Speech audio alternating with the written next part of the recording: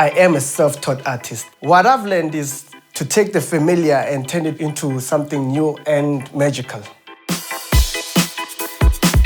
When I was in primary school, we used to draw a lot. If I were to draw a car and my peers were drawing a car, my car had a 3-dimension.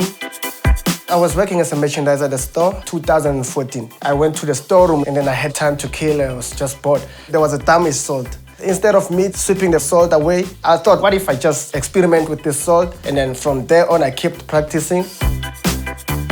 I use mostly salt, but I can use maize meal, sugar. As an artist, you don't need to restrict yourself. I used to complain a lot, I don't have material. And then I realized everything around us can produce art.